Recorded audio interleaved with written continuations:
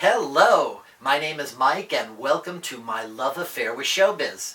Today we're going to talk about probably the most famous pop singer ever, still, even though he's been deceased for, over 20 years.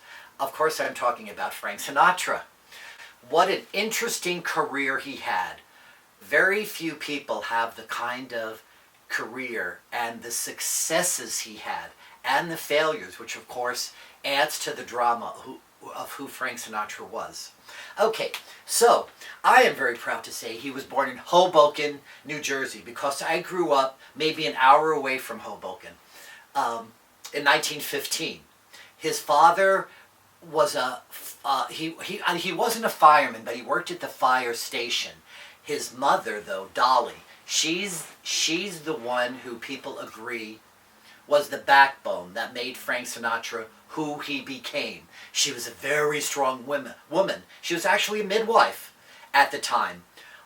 There have been some books that say she gave abortions to the local citizens, but there's no proof of that. But as a midwife, there is. She was a liberal Democrat too, which Frank Sinatra was, and then we'll kind of get into why I said was. Okay, so he really had kind of a normal childhood, but in his teenage years, he discovered, as most people did of his generation, Bing Crosby. He idolized Bing Crosby. He idolized Bing Crosby his whole life. If you ever see a YouTube video, or you remember seeing Bing Crosby and Frank Sinatra on TV, you see the respect Frank always gives Bing. And Bing, was very confident also in his talent too. It was very interesting. And of course they performed together in High Society, Well Did You Ever, which is a great number because I know I'm kind of getting ahead of myself, but Bing Crosby obviously was in many musicals, as Frank Sinatra was, and they danced in the musicals. Well, they weren't dancers. I mean, people say Frank Sinatra and the Gene Kelly years, oh my God, Gene turned him into a dancer. Well, he did the steps, but I don't know if, he would be in any dance books. Now, Bing also did a bunch of choreography, and he was even worse, a worse dancer than Frank. But in the number, Well Did You Ever, they're kind of making fun of dancing, and they're singing, and Frank Sinatra is on purpose drunk in the scene. It is a wonderful scene, seeing the two of them, and it's a wonderful movie. We're going to get to that a little later, because I want to talk a little bit about Frank's film career at the end. Okay, so he starts singing, and he has a voice. Okay, first group he was in, called the Hoboken Four. And they, I believe, it was Major Beau's Amateur Hours, a radio show where it was like the American Idol of its time. Okay, you performed, and if you won, maybe, somebody would see you, and maybe you get a career from it. Okay, well, Frank Sinatra really didn't get a career from the Hoboken Four. But he decided he wanted to go out on his own. He was supremely confident. People call it cocky because he did have an ego about himself. He knew that he was number one, and you pretty much had to treat him that way his whole life. But he really had a deep confidence, and he really wanted to sing.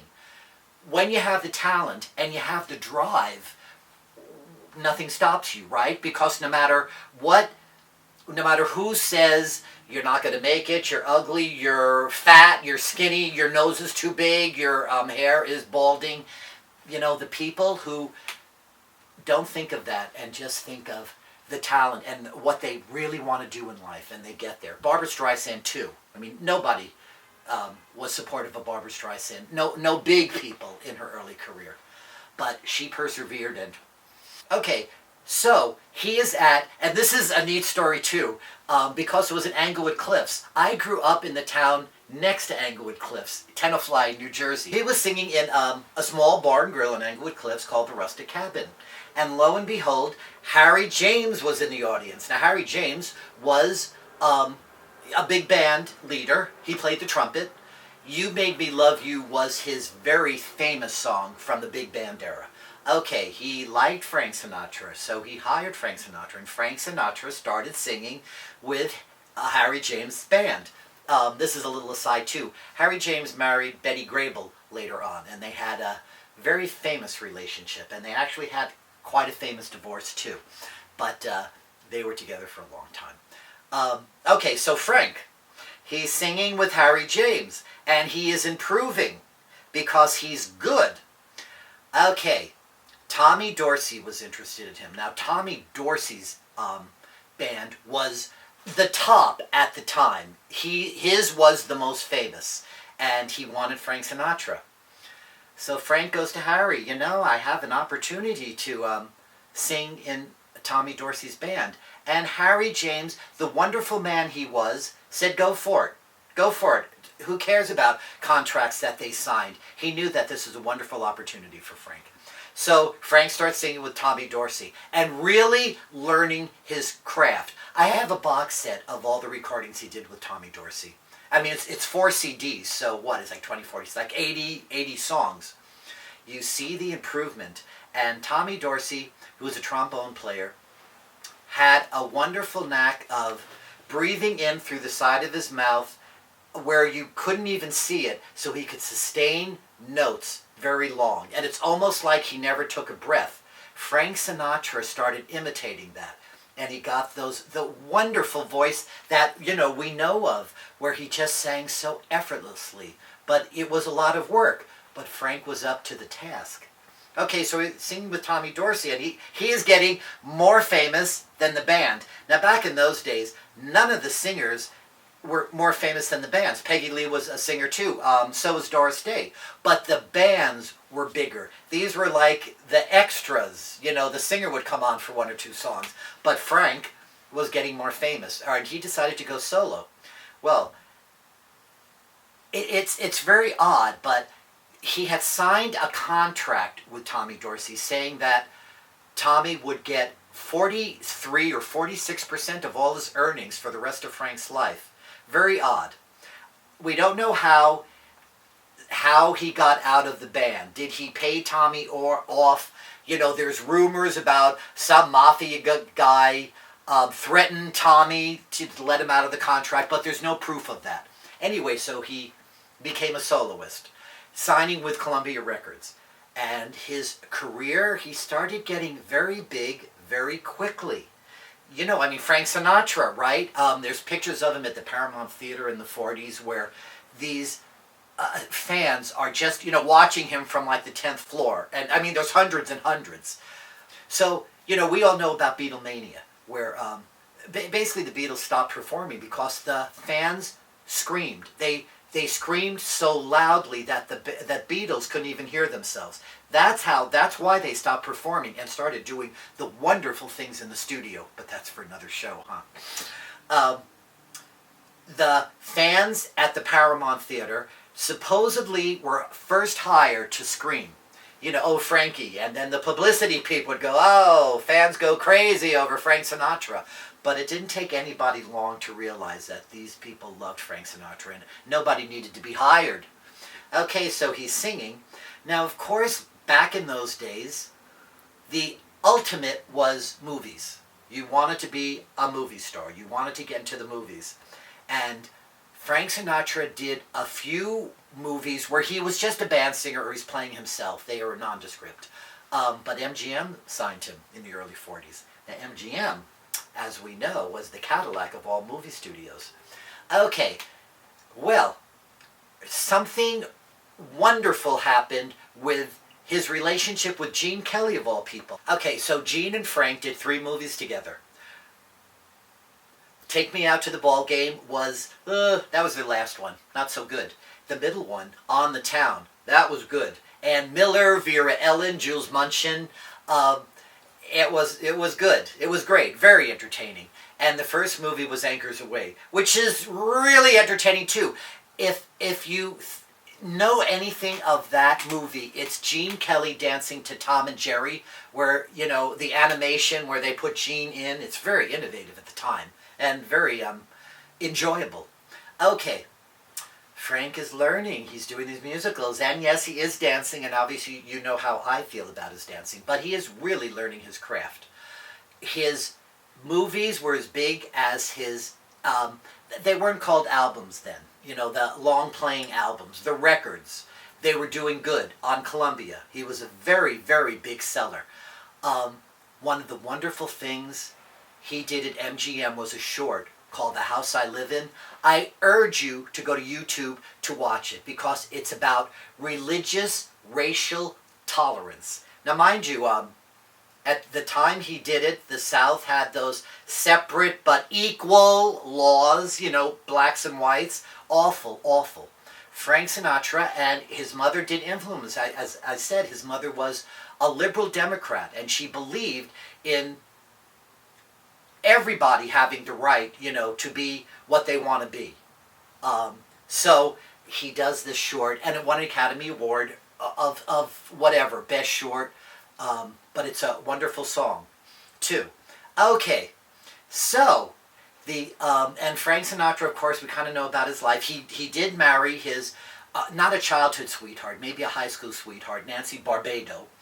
Now, mind you, Nancy married him before his fame, okay? So she knew Frank. They were very Catholic, both of them. Frank was brought up as a Roman Catholic. And they move out to Hollywood, and of course, the children are born. Frank Jr., Nancy Jr., and Tina. But Frank had the roving eye. He had affairs with everybody. He did. Nancy most likely knew about it, and this is all conjecture, didn't really care as long as Frank came back to her and the family, which was very important. And he did until he didn't. And when I say he didn't, it's because he met Ava Gardner. I actually have 2 books about the relationship of Ava Gardner and Frank Sinatra. Very tempestuous. Nancy did not want to divorce him and basically refused to divorce him, but it became too embarrassing for her because they were acting as if they were a married couple. They were flaunting their relationship, and you know, it's embarrassing for the wife, right? Of course. So they marry. An awful marriage. It was very passionate, to say the least, very tempestuous. They fought, they broke up, they made up. Suicide attempts, a lot of drinking, Okay, this was not good. We're talking about the late 40s. You're having an affair with femme fatale Ava. You're married to, you know, sweet little Nancy. You know, people were aware of this person because all the publicity before, you know, they showed Frank as a family man. That's what publicity did then. And yet he was a family man too, totally devoted to his family. You know, his children, there's no Mommy Dearest books coming out of all 3 of his children. And there are many books that they wrote. They loved him. They respected him. He was very much a father figure to them. Very, very wonderful family man. But the publicity of the divorce, not good. So he had this, you know, a wave of success, and now he didn't. All right, he did some movies. Oh, God, Meet Danny Wilson. Oh, they're just awful. Awful, awful, awful. He also had a TV show, I think, in 1951. Awful. Didn't work. Okay. So his voice, not too good. No, he wasn't being offered any good movie parts. And he divorced. So not so good. Something bizarre happened in 1953. 2 major things in Frank Sinatra's career. One is the movie From Here to Eternity, and the other thing is he signed with Capitol Records. Okay, From Here to Eternity, he got the Academy Award for Best Supporting Actor, and he fought for that role. He took minimum wage to do the part. He wanted it. Nobody wanted him. Eli Wallach was supposed to play. Maggio was the character. It's a wonderful movie. I mean, whether you like Frank or not, it's a great movie. Basically, Montgomery Clift. It's his movie, and Burt Lancaster. But Frank Sinatra is, you know, it's a drama. It's very powerful. There's no music in it. Very, very good.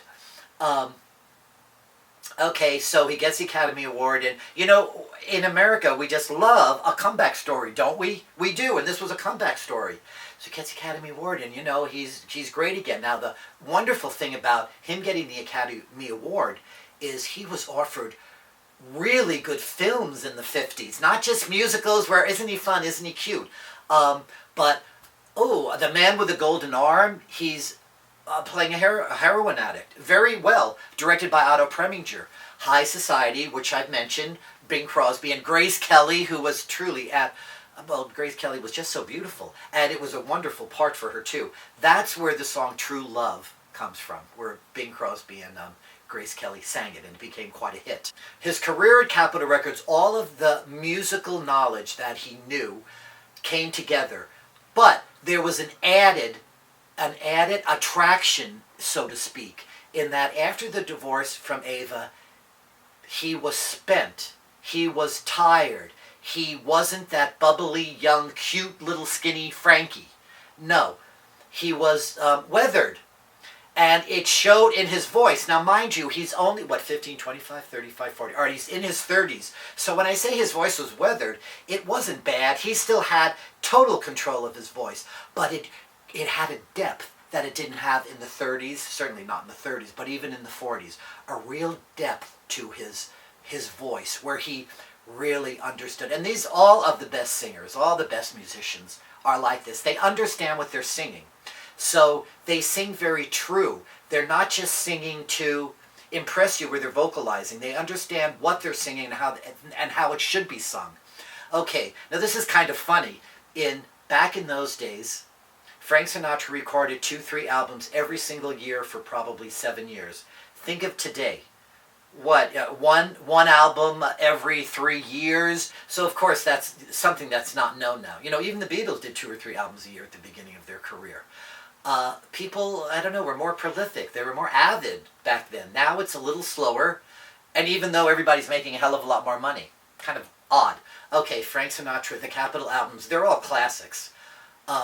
In the wee small hours of the morning, oh my God, it just makes you cry. No way could he have done that. Oh, and these were all concept albums too, which was unheard of back in the 50s. So songs for swingin' lovers, they'd be very upbeat songs, obviously in the wee small hours of the night. I'm sorry, of the morning. Oh, it's so sad. Everybody said he would have never been able to do that without the experience he had with Ava Gardner. It is amazing. And, you know, I'm sure people who are watching it, you know, if 10 people are watching this, I swear at least 4 of them have one of the Capitol CDs or albums. They are wonderful. They're excellent. All right. And his movie career is going great too. All right. Now it's the late 50s. We're getting into the 60s. All right. Something changed in his movie career.